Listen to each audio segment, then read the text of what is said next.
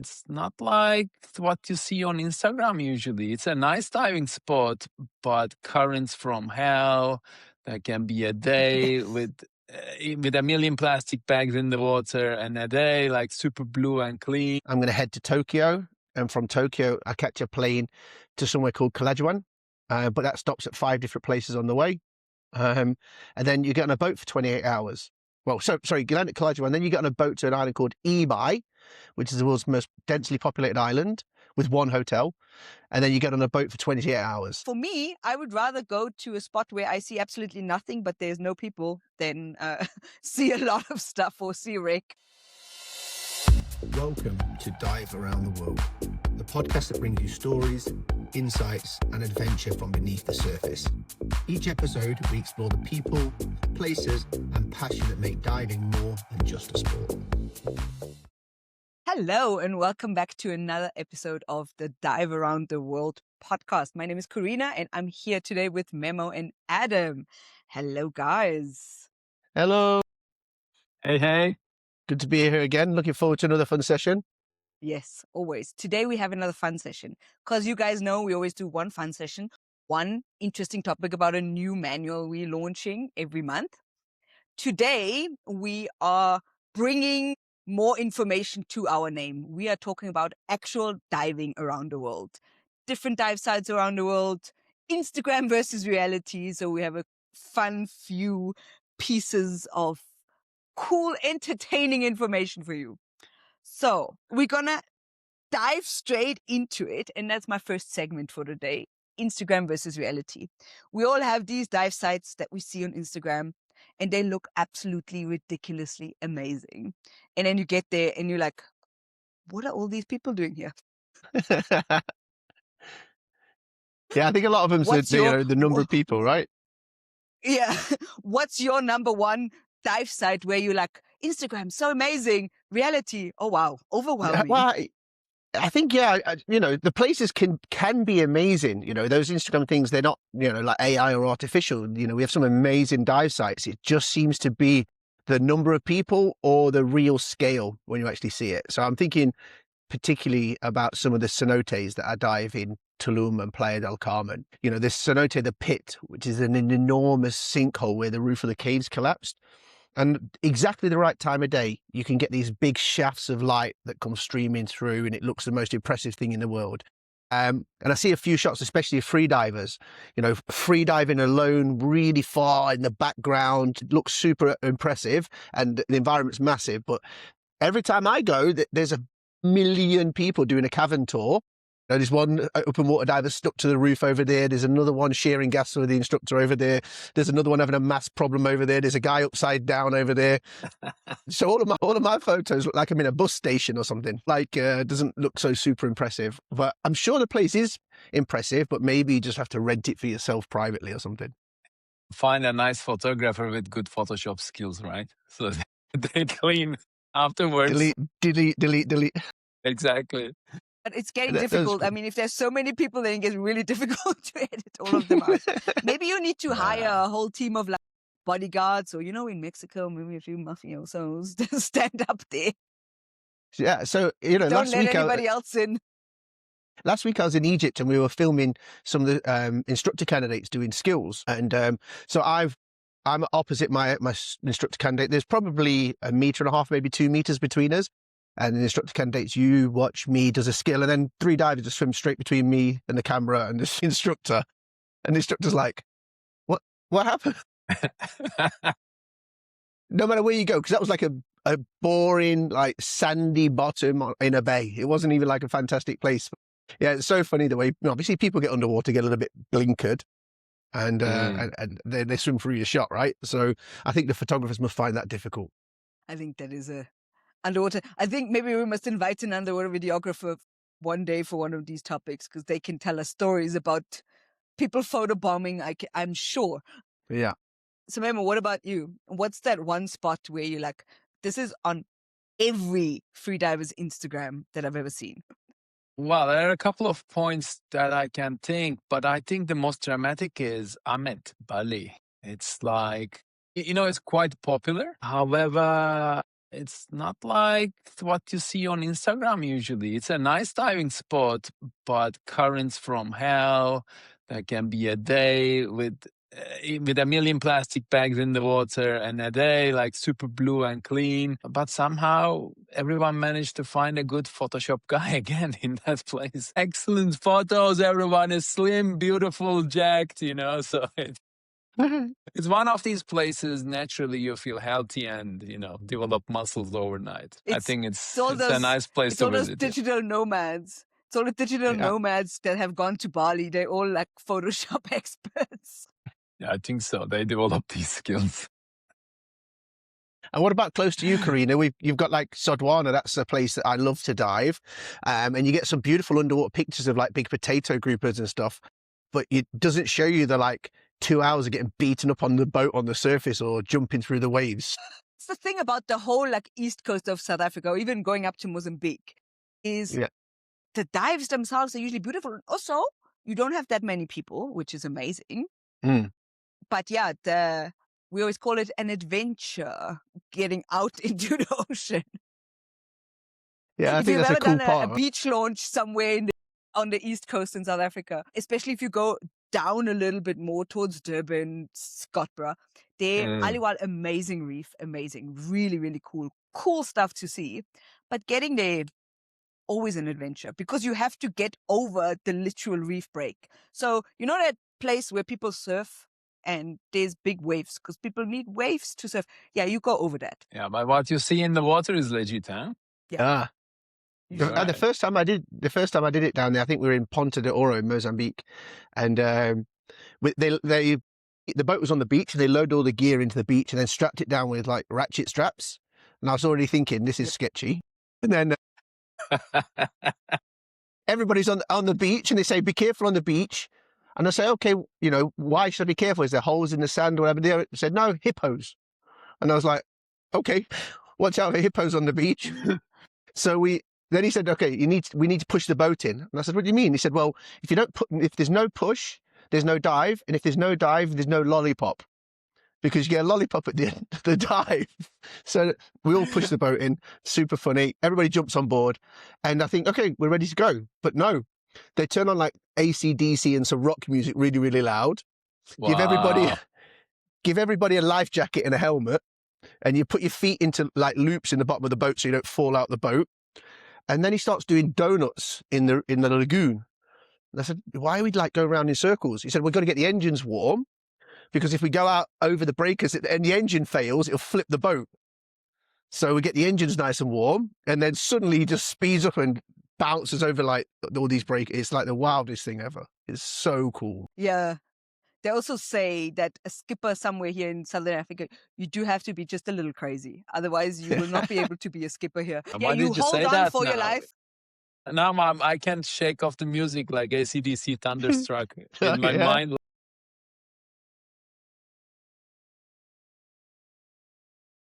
That is 100% exactly the experience. You have to hold on for your super life. cool. Do not let go. Look forward. And If you and so feel you like think, okay, vomiting, do not let go. Yeah. so you get out there and then you have some wonderful dives, there's some incredible animals. The reefs out there are full of big stuff and there's coral everywhere. And it's a little bit different to what I thought it would be because it's like there's flat sections and then lumps and flat sections and stuff. So it's quite an interesting topography. And you think, okay, done, we're done. But you're not done. You got to get that boat back up the beach again. So you get back on Oh, board. no, lollipop. And so, yeah, they basically just aim the boat at the beach full speed. They don't even Yeah. the faster the better. You just have And to most hold of these on and then things- you're like, ooh. 40, 50 meters up the sand by the time they've stopped and everybody is thrown forward. Yeah. I recommend it to everybody. That is one of my like top cool diving destinations for just the whole experience. I also say you get like a whole roller coaster ride along with it. It's 2 in 1, 2 in 1. Yeah. And by the way, the lollipops are great. The real reason why they give you lollipops is because so you don't throw up. Most people do. It helps with the nausea. Okay, Because you good. will see, I mean, which is again, a lot of people will throw up in a boat here, even if they've got really strong anti-nausea medication. But it's also nice because it brings lots of fish. It's very colorful. It's immediately gone, okay? Mm. Not like you jump straight into it. Yeah, so it's definitely adventurous here. But there's a few more spots that I've seen where it's more, where I really would say Instagram versus reality is not so great. One that comes to mind is Oslop in the Philippines. I used to live in the Yeah. Philippines for 5 years. And that's the spot where everybody's like, you can see whale sharks guaranteed. But obviously they do feed the whale sharks, which is not great because I've spoken to conservationists there, and they said that the problem with these whale sharks is there's like a few of them that just stay there now, and they basically do not Super procreate lazy, yeah. anymore because they're just so fat and lazy, and all they do is just hang out there and get their snack every morning. And then there's hundreds and thousands of people on these little boats snorkeling around. Obviously, they give you a very detailed briefing. You're not allowed to put on sunscreen. You're not allowed to touch the whale sharks and all of that. We're talking about a lot of tourists, so this tends to get ignored. Even though, I mean, the little captains on the little boats they do obviously care for the whale sharks, but tourists, they sometimes don't They get a care bit what excited, people tell right? them to do. Yeah. And I think then that's a really bad part of it. it's also an extremely, even if you scuba dive it, most people snorkel it, even if you scuba dive it, it's super boring because the whale sharks, they just like hang in the water with their mouth open. And that's it. That's all you see. It's just the whale shark, they eat there. They don't Giant swim, they don't aquarium move fish. around. Yeah, because the Instagram, the Instagram thing I saw was like, you get this really nice half surface, half water shot of, like a one local fisherman feeding by hand one fish or something to a big mouth whale shark, and it's super pretty. And there's just that one guy on the dock, and this whale shark's like his friend who comes from. And then you get there, and it's absolutely not that. It's like 200 tourists lined up in boats ready to jump on top. But it looks like the whale sharks don't care, right? Because they would swim away. All the diving I've done with whale sharks in like the Maldives and other places, when they've had enough of you, they just disappear. They don't mind people for a little bit. They get inquisitive. They have a look around, but it doesn't take them much for them to swim away. I'm not sure it's natural, and I'm not sure it's good for them. But I think it's going to be stress. It's going to be a little bit stressful, right? I know they've had a few more places. I know they closed quite a few down now in the Philippines. The thing about these projects, it's always a little bit of a double-edged sword, right? You have a lot of these projects where tourists pay to help release turtles. And in a way, it's a little bit where like, that doesn't sound 100% right. But then if you look at what happened to those turtles before, a lot of them were just eaten, sold. A lot of people in a lot of cultures, they eat turtle eggs. So in a way, having this project with the tourists that pay for it, it keeps the local community alive and the turtles still kind of survive. And it's the same with the whale sharks. Before that, they used to hunt the whale sharks. So is it a perfect solution? Of course not. Is it a little bit better? Is it keeping a local community alive? These things are very hard to judge only from one side. Exactly. Yeah, I think you're right. When you look at things like aquariums, the aquariums that keep whale sharks, clearly a bad idea. Keeping big mammals and stuff is a really, really bad idea. But, I think if in the UK we didn't have things like sea life centres where people can go and see, fishes and stuff, they'd never see them. A lot of these, kids would never experience the ocean at all. If you look out, from the west coast of the UK and you look out to sea, it's just brown, dark. And, you think, okay, fine, I can throw rubbish in there. It's gone forever. But, to see what's under the ocean is always one of those things where I think people need that first experience. And so, yeah, I'm not a fan of aquariums at all, but I think probably, they've got some merit in showing people the underwater world, and that hopefully inspires them to do better with it. Exactly. I agree 100%. Yeah.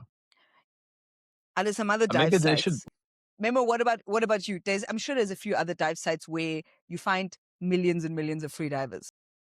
Well, for sure, Dahab is one of them. Egypt, Dahab, the Blue Hole, the famous one. It's kind of like a pilgrimage for free divers to be there. Until that moment, you're not a free diver, like a proper free diver. And then you go for that holy tour. And many people go there to see the arch on freediving, while freediving. It's not an easy task. It's not an entry-level thing, but you see thousands of snorkelers there, another 1,000 freedivers at the same time. It's kind of like, if you compare it Instagram versus reality, I don't think there's a huge contrast. But life is not as quiet as it looks in the pictures around the Blue Hole. Red Sea is quite rough. It's wild on the surface. And an easy day on that area is like 6, 7 before. It's kind of windsurfer's paradise kind of environment. And thank God to this reef, just around the Blue Hole, it breaks the waves. And inside the hole is a little bit manageable, but usually it's rough, especially outside. Yeah. Yeah, I think it's the other way around. This is one destination the two of you share, right? The Yeah. Blue Hole. Yeah. Yeah, the blue hole is the graveyard, right? That's what people call it. It's a super dangerous place if you believe Instagram, but Yeah, it's really not. I do, I don't know, probably 120, 100 meter plus dives there a year, all very successfully with students and with divers. And there's a lot of deep diving happens there. That's why there have been some accidents, just because it's so easily accessible. You can take a giant stride from the shore and hit 200 meters, if you like, directly down a vertical wall. For access, for ease, for ability, coming up, doing all your decompression inside the hole is very, very easy. Like Memo said, there's no current, there's no real waves, there's no surface swell. So inside the hole is a great place to do your decompression. And of course, you can enter the Blue Hole from like 120 meters. So you can be deep on the outside and then do your entry and all your decompression internally. But I think it's more impressive to see it in real life than in Instagram. I don't think anybody's really got that picture of the full arch from, the sand at 120, 130 meters all the way up to the 55-meter top, and all the width and all the depth, because you never really get the visibility. The sun sets behind you, and midday it's always overhead, so it's always in like a weird shadowy side. So it's an interesting mystical, place, isn't it? Yeah. When It comes with a much better sound than effect. Instagram. It's like when you see that, I have the don't know same if thing, it's narcosis or just not as high pitched. you need more helium when you breathe up. Exactly, yeah. It's an interesting place. Like, everyone has a special memory when they first see the arch on freediving. Usually you look on the opposite side, and then although they reach this good depth, when they come up, they say like, there was no arch. It's on your back, buddy, So next time they do, they realize there's an arch, but it's a couple of attempts, yeah. I've never seen the arch. I'm not a good enough freediver, and I'm not a technical diver, so maybe that should go on my bucket list. Yeah. Dahab's a cool place. Dahab's a special place anyway. And I think the nice thing about Egypt in general, because we've got quite a few spots in Egypt that are like in our top logged dive destinations, and also in the like top dive destinations of the world, just because it's easy to reach in a way. It's not so expensive. It is a very accessible destination in my experience, especially for Europeans. I think so. Incredible diving, There's nothing like it close by, So I think, really, really incredible. Where else is like super Instagrammable? What about like Silfra in Iceland? That's one that you see a lot. I haven't been, and I really want to. Yeah. That's about visibilities, right? You might see things, but that one is about just actually seeing. Yeah, so seeing things. They say in the crack you're touching the continental plate of America and the continental plate of Europe. I'm not 100% sure it's exactly true, but it's a big crack in the crust of the Earth. They have obviously glacial meltwater, which is number one, cold, but number two, extremely filtered and clean. So you get 100 meter, 120 meter visibility. They say so. How many degrees was it? 4? It was only around 4, something like that, right? It'd be like 4 degrees, yeah. And they try and protect the water, so they don't like to take your own equipment, so you use their equipment there. And of course, they put a lot of protection on environmental protection, so you end up with tons of lead as well. And I think it's quite an experience when you go. I think it's something super cool to see. But when you get in, I think everybody goes, "Oh, it's not quite as fantastic as it first appeared, but you get your photo, you get to see this huge visibility, and it is a bucket list thing to tick off. Yeah. I think visibility is a huge, especially for me. I love visibility. I don't even need to see anything. If I have visibility, I can just see blue or nothing. That's the thing about lake diving. I mean, looking at these like top dive destinations, of lakes and like cold water diving usually doesn't end up in it, even though I find it way underrated. It is definitely It underrated. is, yeah. Cold water diving. In the It's UK, we cold, can but see basking sharks in the UK. Mako sharks, blue sharks, all that stuff off the coast regularly. And then if you think about some of the lakes like Bodensee or some of the lakes in Austria and Switzerland, fantastic visibility in the wintertime. And actually quite deep and with lots of wrecks in. So pretty interesting dives. You think there'd be nothing there, but they are really, really interesting dives. We have a freshwater ecology course coming soon, by the way. A little spoiler. So there'll be a lot of nice photos, I think, that the team are assembling now about freshwater animals, which will be interesting to see. yeah, I mean, especially Austrian lakes. Obviously, growing up, I grew up in the Lake District of Austria in the Salzkammergut. They call it the center, the heart of Europe. It's very beautiful there. And the lakes, self-named, maybe. Actually, if you go there, some people call it the heart of the world. Okay, that may be a bit much. Ambitious. Yeah. But the lakes are beautiful. And there's this one lake. It also has a pretty bad reputation. It's called Attersee. And what does happen, it does have quite a lot of accidents. It is a bit of a difficult lake to dive, but the thing is it has very easy access. You can just drive up, jump in, similar to the Blue Hole, right? The thing is, there's quite steep walls, and the water being cold, visibility is being really good, especially if you go below 10 meters. Sometimes the top is a little bit milky, but then below 10 meters, visibilities are amazing, but it's dark. So what happens, people don't realize how deep they go. And that makes it quite dangerous. So that's why there's accidents. But the lake is absolutely beautiful. There's this underwater forest. It's essentially an entire forest that slid into the water. And the trees are all still there. It looks incredible. So maybe you don't see a lot of marine life there, but the diving itself, visibilities, mind-blowing. Another one for ice diving, something you can obviously not do in a lot of destinations in the world. Ice diving, there's this lake called Weissensee. It's in Kärnten. It is really high, so it freezes basically every year. And there's a few dive centers that have like 5-6 holes every day open where they operate dives out of. Nice. It's really cool. And ice diving is this thing, it's like it's a different discipline. It's so cool. Water's crystal clear. You've got these like bubbles that make you feel like almost like you're in space. Amazing. Yeah, I did some cool ice diving once in the White Sea in Russia, where they tow a sauna over the ice on skis. And so you sit in in like a sauna that they've towed out, and you get dressed in their sauna, and then they've got another cabin that they put over the hole, and you jump in the hole. But this is cool because there's like an island, and it's still tidal. So as the sea rises, the ice rises, and then it freezes, and then as the sea drops again, big boulders of ice fall off and go underneath the ice pack. So you've basically got this, like, if you imagine like level of ice with these huge boulders, they're like the size of buildings stuck underneath. And so when you go down, it's like a maze. You swim between all these huge boulders of ice that are upside down, stuck to the underside of the ice. So super, super cool diving, nice diving. And then there's a sauna waiting for you. And then you get out. Well, you need the sauna, otherwise everything freezes. Exactly. Tech divers dive with a style, right? Actually brings me great to our next segment, and that's getting there. Are all dive destinations are all good dive destinations really, really far away? And is it like going to take you, Adam, you have a one trip coming up, I know. Is it going to take you 7 planes, 5 ferries, and like a 20-day journey to be there?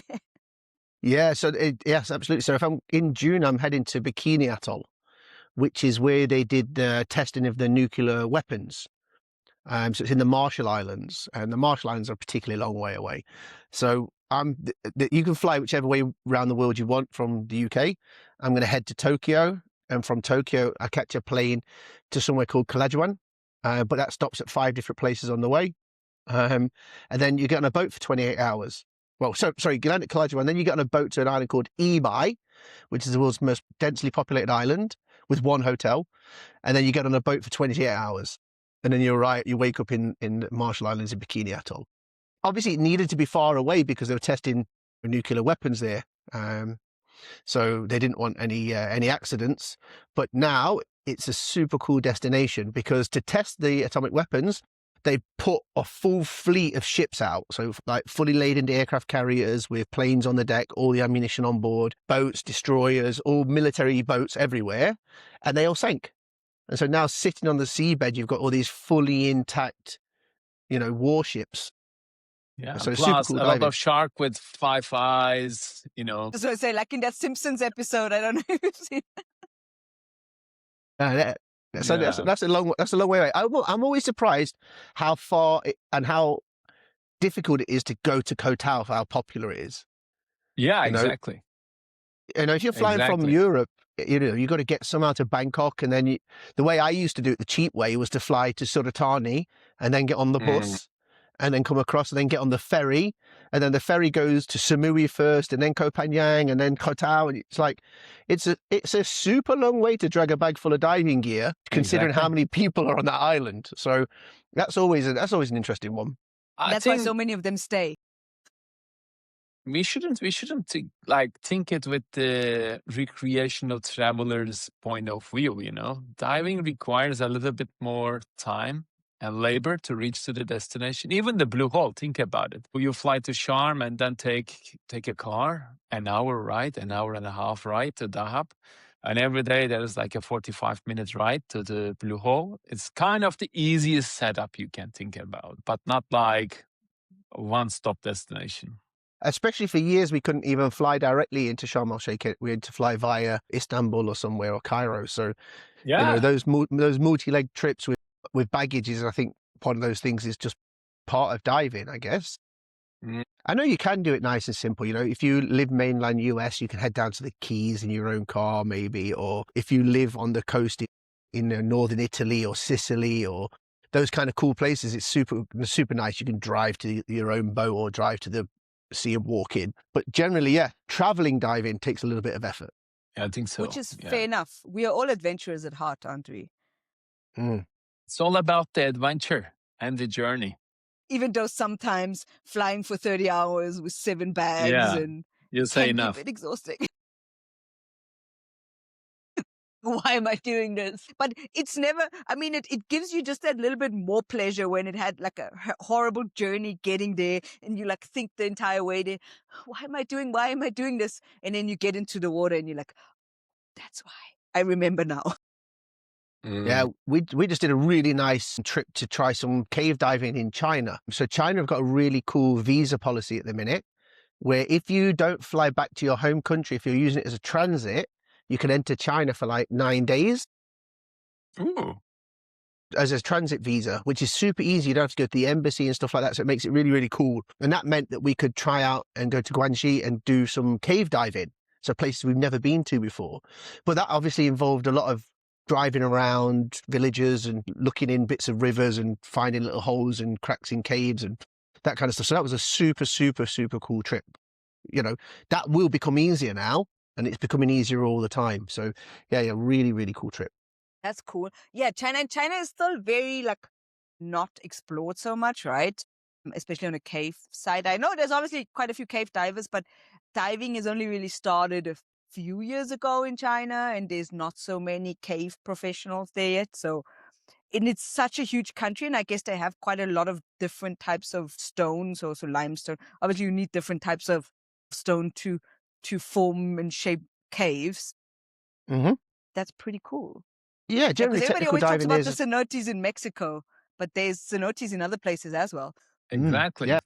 We have a couple in Turkey, actually. In the middle of the country, a place called Konya. Some of them are more than 150 meter deep. They are like, I think there's cave system, and some of them are like perfect cylindrical. It's like these collapsed structures like that. Anatolian Super blue cool. holes waiting for you, buddy. Yeah. That does sound good. That does sound good. I was thinking I don't think Pamukkale is all that deep, but yeah, yeah, Yeah. Yeah, it's very but interesting. I mean, if there's some sinkholes, yeah, sinkholes, mm, more than a dozen of them. I think it's wow. quite a lot. Some of them are super deep. Yeah, these places are opening up. I think as diving becomes, more accessible to people, and as people get a little bit of extra money in their each economy grows with a little bit of money, diving becomes a choice for people. And then we're getting new destinations all the time, especially as diving in Asia right now is very, very popular. That's a super cool part of it. That actually a cool side piece of information here. We've pulled the dive sites with the most logged dives in our system. Some of them with almost 200,000 logged dives. Our top 2 dive sites are in Koh Tao, as we already talked about it. Like hard to It's get got there, to be but still Japanese most diving Garden. happens there. I'm Nope, voting for Japanese Japanese Garden is Garden. number 3. Number 3. I think everybody But who's been all to of them, Koh Tao's dived Japanese Garden. Japanese Garden, Twins, and White Rock. Yep. So those are the top Oh yeah, 3 White Rock. dive sites. Jump on. Yeah. I mean, actually, what was it here? 8 out of the top 10 are in Koh Tao dive sites. Yeah. Granted, I think also because we have a very young crowd, so most of the people going there will also log their dives in our app. As we're in some Yeah. other areas where maybe the crowd is not so young, they might still do more traditional logging in books. Yeah, no, shout out to the Pen pros and in Koh paper, Tao. yeah. Great, good job making your students log their dives. I think that's a great idea. Well done. Exactly. One spot that's not in Koh Tao, the first one, number 6, is the Liberty in Indonesia. I think we've all been there as well. Liberty Wreck, yeah. Liberty Wreck, yeah. Then what else? Manta Point, also Indonesia. There's a Crystal Manta Bay, Point nice. everywhere. Wherever there is a manta, there's a point, right? No, there doesn't even need to be a manta. There just could have been a manta at some point in recent history. Now it's Manta Point. I've been Manta Point in Komodo. I've been Manta Point in 4 or 5 different atolls in the Maldives. There's like Manta Point everywhere. Manta Point, there's one close to Malapascua. A cathedral. There's also a cathedral pretty much everywhere you go. I've been to cathedrals, I think, in at least 10 different countries. We got one of those in the UK, in St. Tabs. There's one here on the East Coast. There's one in Mauritius I've been to. Yeah. Yeah. Then, really fun bit of information. In the top 20, there's 2 indoor dive sites. And actually 3 indoor dive sites, 2 in Germany, Dive for Life in Montemare. And then we have Deep Spot in Poland. So that's pretty cool. Then Yep. actually we've got the SS Thistlegorm in Egypt. So That's got to be the world's most dive wreck. The Thistlegorm is for sure the world's most dive wreck. It can be, you could be queuing up on the line to do your safety stop for 45 minutes on the Thistlegorm sometimes. That is a well dive wreck. And it's one of those nice ones because you've seen it change over the years. They're getting much better at now where they tie the mooring points, because they used to tie the mooring points to any part of the wreck and just kind of tear bits off the boat. But now it's much better. And it's still decaying. It's still a metal wreck, so you do see it change over time. There's a particular handrail near the front that I used to get nice photos of, and that's gone. My little camera's done its zooming thing again. There we go. Yeah. Have you seen the photos of people waiting in line to climb the Mount Everest? The herd of people waiting. Thistledorm is going to be one of these spots for diving, I guess. Machu Picchu is the same. Machu Picchu is 10,000 people on a set of stairs. It's one of these things where it's just like amazing people everywhere. Factory. I guess that's really the problem with the Instagrammable spots, or like the most famous dive spots, that they are really famous, and that means a lot of people will be there. It's not just diving, obviously, it's everything we do. But yeah, for me, I would rather go to a spot where I see absolutely nothing, but there's no people, than see a lot of stuff or see a wreck and there's lots. So in Indonesia, we were looking for a nice temple, like a local one, without seeing people, a lot of people taking Instagram photos. And the local guide said that, yeah, but it takes a little bit, to walk there. We said, okay, no worries, let's walk. Of course, it's humid, it's warm, whatever. And we started to walk. After 4 hours, we said, maybe enough is enough, So we stopped walking. There came a point we said, no, we cannot handle that anymore. So it was one of these moments where you say, "Oof." Yeah, It's not Enough like is that. enough. But yeah, I exactly. mean, I Yeah, have to say I've reached a little bit more of my comfort area. If the diving is going to be horrible and there's hundreds and thousands of people, I'm gonna maybe be like, nah, maybe not. That's I don't, I I don't know, know. I'm Adam, still like, you're not that get in the person. water You just any luck. possible opportunity. Like, doesn't matter the conditions, the sea. I tell the skipper, if you can pick me up again, throw me in. I'll figure the rest out. I would just Let want to me get in the water. climb for 4 hours with all the gear I own. I will still dive. that's it. That's UK mind diving, yeah. Yeah, No, I think no, you I, put a bit of effort in, feels good at the end. Like it's like going to the gym, that's right? also true. Putting your shoes on is the hardest part. To get into the dive site is quite often the hardest part. The enjoyable bit's the underwater part. Granted, I would think I would prefer the like climbing for 4 hours to find like a super cool spot where I will not see anybody else and have like a cool experience rather than going to the Thistlegorm on a busy day. Yeah. You have to choose your time sometimes, right?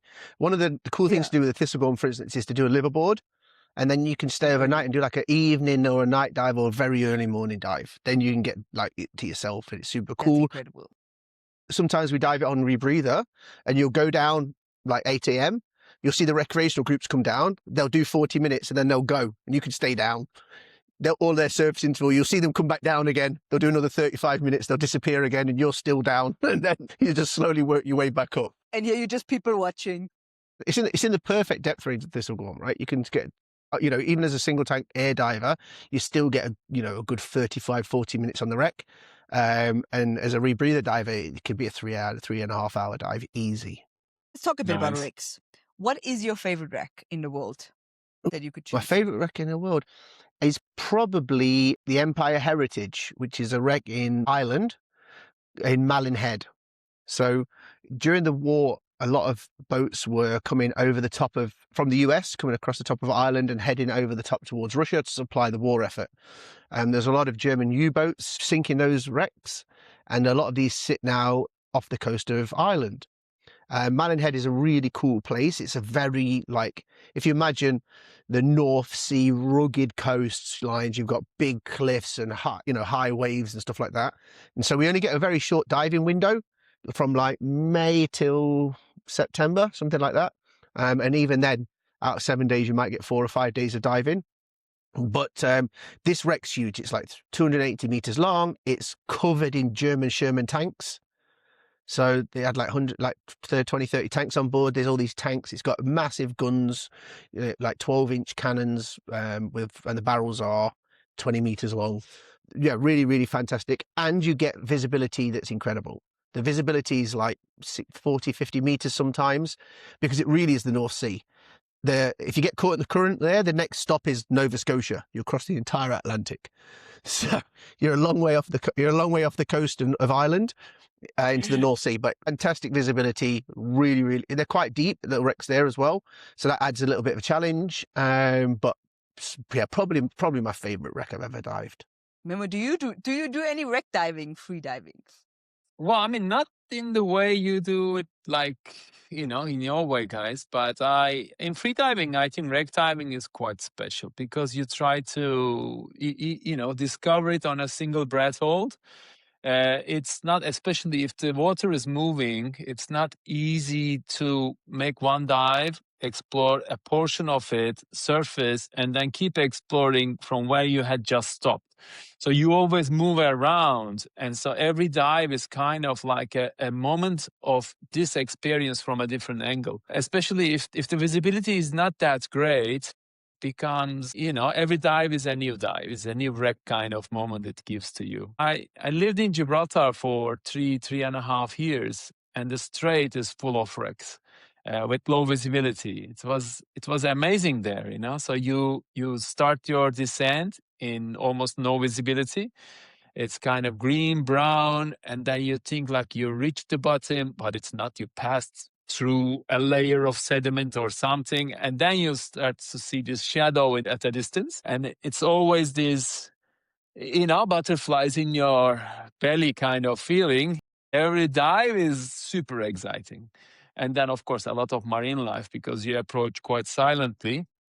They kind of welcome you. And for me, the best experience of my wreck diving is from Gibraltar. It's like any size of wreck there. Yeah. It was That sounds interesting. super cool. That's really Yeah. cool. One spot also, wreck diving, where I did my best wreck diving is in Coron in the Philippines. Because you have all these Mm. Japanese World War II wrecks. And again, also World Wars. And there you've got incredible visibility and so much marine life. And then you have these moments where like the sun rays hit the wreck and then all the fish and all the coral. And it's just like this greater picture is incredible. It's absolutely mind blowing. So that is really cool. Really. North Carolina's like that, and you wouldn't believe it. I heard You'd think about that that. would be a Yeah. really different place, but there's it's called the Graveyard of the Atlantic, and there are hundreds and hundreds of wrecks there, and they're full of like sand tiger sharks. They're full with sandbar sharks. They're like nurseries for baby sharks. It's a huge, huge, huge place to see whales. You can see big fish there. It's some of the most incredible wreck diving I've ever done, which is like Raleigh, North Carolina. It's a super not known for diving destination, but get yourself there. That's one of like just where you're talking, Karina. But that's really cool, right? There is a few of these places that are just graveyards. So I guess where you go, if you want to go do some good wreck diving, find a place that is dangerous for ships. Bermuda Triangle. Yeah. What's the one you guys have got in South Africa? Yeah. Is the big one in South Africa is the produce, right? Mm.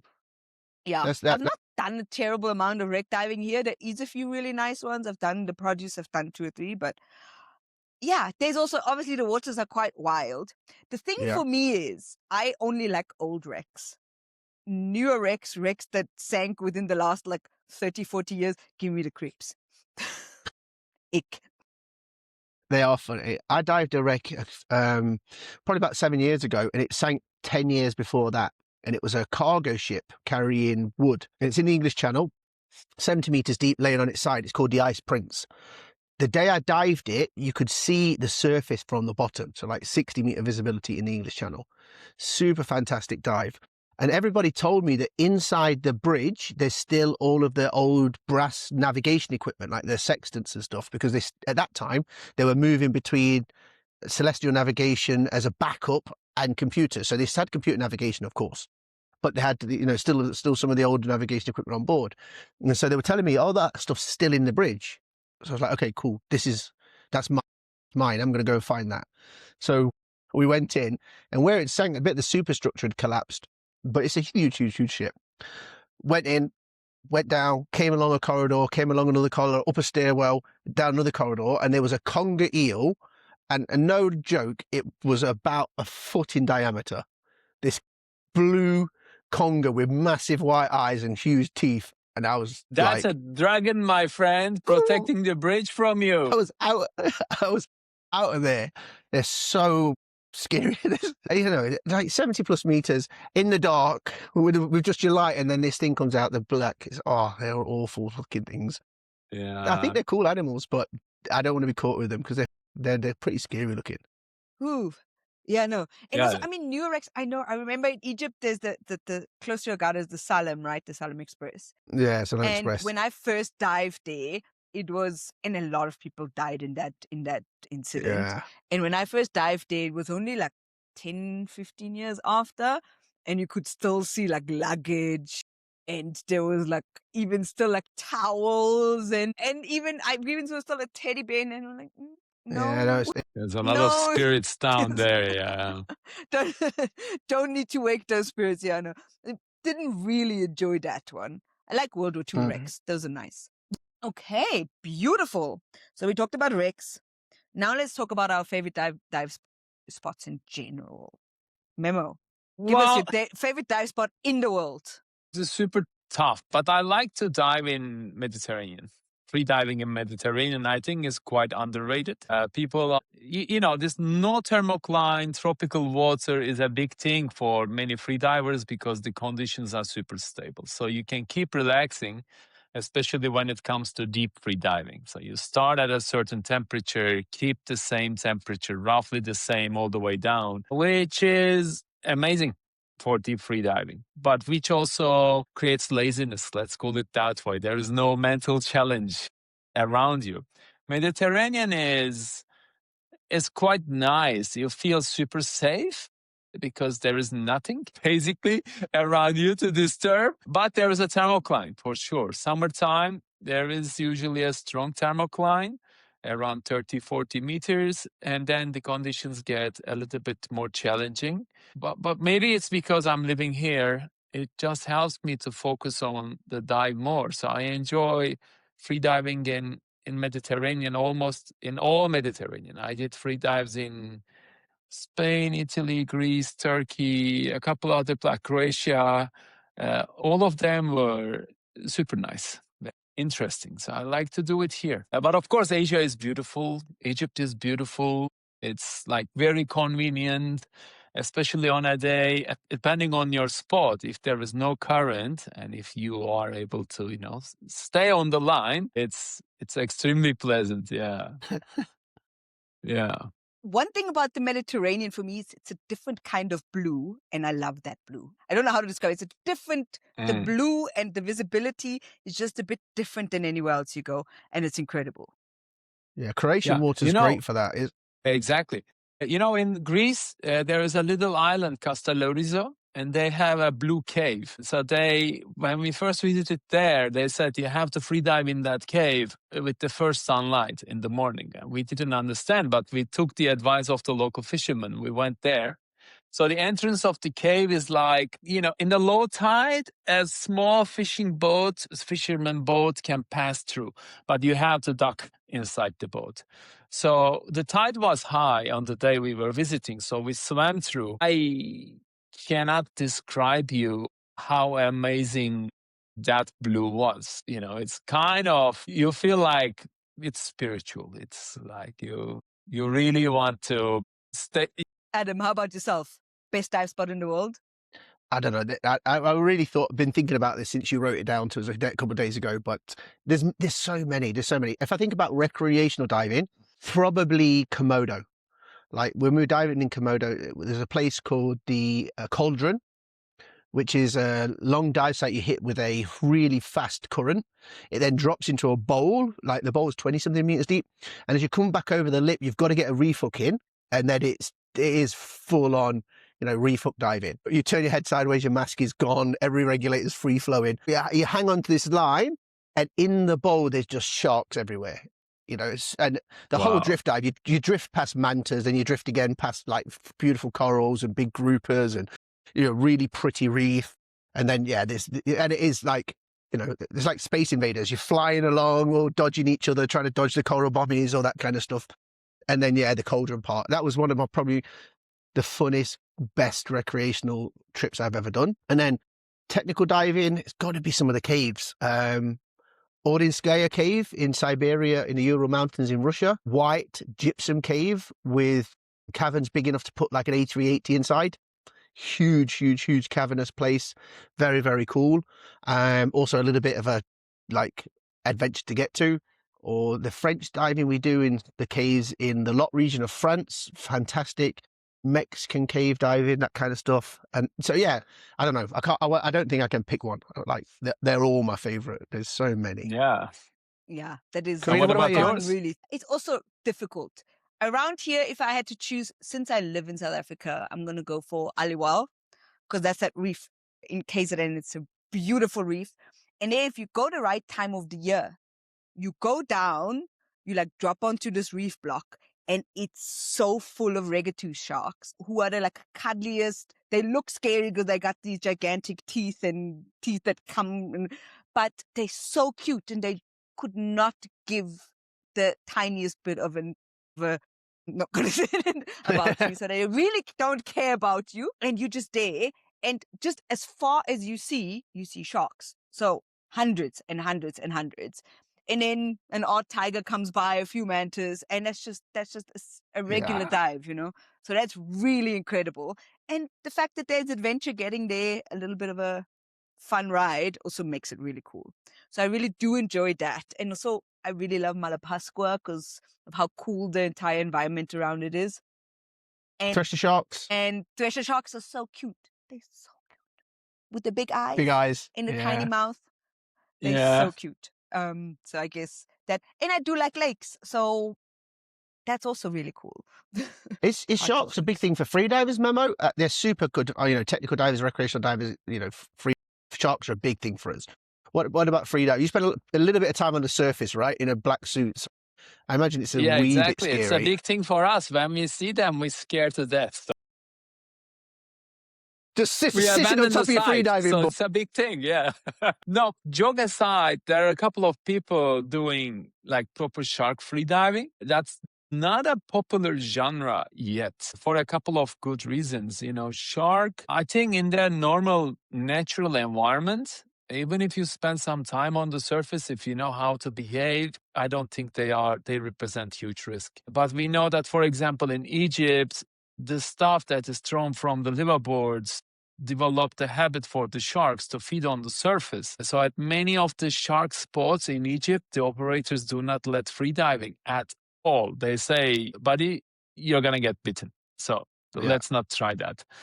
So, of course, humans, we spoiled them a little bit when they are acting like really, when they have good manners for scuba divers, for free divers, they act 100% different. But usually when we meet with one, they are super shy. They don't like to spend time with us at all. They just say, you're a human? Bye. That's it. Yeah. That's cool. One thing that I still want to talk about, just as a last bit. We are obviously diving a lot in destinations that are super far out. Like Adam said, you're taking a boat for weeks essentially to get to your destination. Mm. What about first aid in these cases? Because that's obviously always a huge issue. Now I've seen, I think at Dima, they introduced like a mobile chamber that you can like inflate on the boat, which I thought was pretty cool. Mm-hmm. But yeah, that obviously becomes a bit of a problem, right? So medical emergencies in these situations. First of all, what do you recommend and what should people be thinking about when they go to like destinations far out? I think the first thing is, really good insurance. Unfortunately, the way the world works now, if you get injured a long way from home, it's going to cost you a lot of money. So you don't want your entire life and your family's life destroyed because of the financial impact of, fun diving. Really good insurance is key. And then making sure that you think about diving conservatively, whether that's limiting the amount of exposures you do or reducing conservatism factors. We all know no matter which side of our activity we do, thermal properties is a big important thing for us. So keeping your temperature relatively stable and not too hot, not too cold, keeping hydration levels high is a factor for all of us. Not super high and not over hyperhydrated, but keeping hydration levels normal is important. And then, obviously for technical diving, it's a bit more fantastic. We can have like people discuss things like in-water recompression. A lot of the boats for the remote location we do have chambers on board or mobile chambers or have evacuation procedures. But for instance, Bikini Atoll, you are 2 days away from help. So, a lot of us are trained in remote location first aid, diver medic programs. There's a really great course you can do to learn to assist as much as possible when you're in a remote location. But it's not super easy. It takes a lot of planning, a lot of forward thought. And then when you get there, just try and dive responsibly and as safely as you possibly can. You don't take risks. I think I always remember when I lived in Thailand is you get a cut out there and 2 days later it's infected. So you have to be really, really careful, especially like wreck diving and putting your suits on and that kind of thing. So yeah, you've got to be very, very careful and mindful that it could, of the hazards that we do. Obviously, millions of dives are logged on our system every day. Well, not every day, every year, but we don't see too many bad accidents. So diving is safe because I think people consider those factors. What do you think, Memo? I think the same, but especially for the free divers who are chasing depth, I think the importance of the operator or the center that you are taking services are more important than ever. The level of free diving is increasing every other year, and like when I used to compete, 2014, 15, the times I started to compete in free diving, there was just 7 guys on Earth who were deeper than 100 meters. Nowadays, 100 is kind of a benchmark for a decent free diver. It's not exceptional. So if you train hard with the knowledge and the training philosophy, it's quite okay to reach that depth. You will be there sooner or later. However, deep free diving accidents are still not 100% understood. For example, DCS in freediving is not very well discovered yet. There are not enough data to define chamber protocols for it. And some people are trying they dedicated themselves to gather data, which we are super grateful. But at the end of the day, if your operator doesn't know how to handle these situations, if they haven't created a network to solve your problems, no matter which insurance you have, you will be in deep trouble. So choose the center for your purpose. That's what I'm going to recommend. That would be a significant priority. Don't go as the popular trend. It's not enough to say, people are choosing that. That's enough. No, you have to question what is good, if they can, give you proper support or not. That would be my suggestion. And also the environment, I guess. The environment and the area you're in. Is there hospitals close? Is there chambers close? What are the emergency 100%. procedures? Yeah. If you are choosing to free dive in a remote destination that's super duper remote, then obviously it becomes a little bit more dangerous. If a chamber is a 2-hour a helicopter ride away, that makes it more dangerous. That's just it. And I think another thing that's really important for everyone is educating yourself. First of all, the first 2 courses before you go on a liveaboard that's like a bit further away, even if it's Komodo or Raja Ampat or one of those, I always say have a stress and rescue course, be stress and rescue certified and React Right certified. Then maybe add the new science of diving to that, because that gives you knowledge, that helps you understand what's happening, and it also helps you make better choices. So with those 3, and then obviously depending on where you go, add a deep diving certification to that, then you will be better prepared. You will be safer. Yeah. The more 100%. knowledge is power, right? The more you know about what you're getting yourself into. One of the cool ones might be something from Dive Guide is to understand conditions. When you've traveled a long way and spent a lot of money to dive somewhere, quite often you'll push yourself into conditions that maybe aren't, suitable for your experience level, or probably shouldn't have dived that day. And I think that's always a bad decision to make. You don't want the fact that you've got there to force you into a dive that probably shouldn't do. We always say it's better to be on the boat wishing you're at 30 meters than be at 30 meters wishing you're on the boat. So some days it's, some days it's worth just not diving, right? You have to give yourself that out, and anybody can summer dive anytime, and that should be an important thing to keep an eye on. Make sure you're ready and you're up for the dive you want to do. Exactly. And Memo, I know there's a new performance freediver out now, right? Does that help? It's coming up soon for. I totally agree. Knowledge is power. And if you dedicated yourself to be a high performance freediver, I think the number one investment that you can do is to yourself, educate yourself, like learn more, develop a critical thinking ability, analyze what you're struggling with. And the solution is in the knowledge. Solution is not in the experience of your body or a rumor on internet, which our community usually falls for. That's wrong. You have to develop the ability to think and solve your issues in freediving, because freediving is quite personal. You have to understand what's going on with you and bring a solution for that. So new performance freediver is pretty exceptional for that. That's what I'm thinking. Look at us providing you with all the knowledge you need, SSI. Exactly. And some you don't, like this podcast. Awesome. Thank you very much, guys. If anybody listening, if you are now excited to travel the world, obviously you can go head on over to ScubaGo to find the training center, book some dives, book some more training all over the world through this amazing new platform. If you are in a destination, or if you want to find the destinations we've been talking about, also just use the SSI app. All of our training centers are on there. Obviously, you want to go through a training center, as we already said. It will just make you more comfortable and it will make you safer. Thank you very much, Adam. Thank you, Memo. was an awesome session as always. I will hear you in the next one.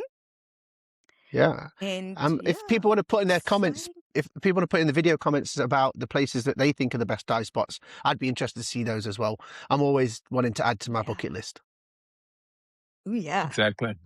Put it in the comments if you want to hear if you want us to talk about anything, let us know in the comments as well. And if you enjoy this podcast, please do let us know in the comments. Subscribe, give us a thumbs up. We are on Spotify, YouTube, Apple Podcasts, wherever you are listening to your podcasts. Thank you so much, and we'll see you next time. Thank you. Bye.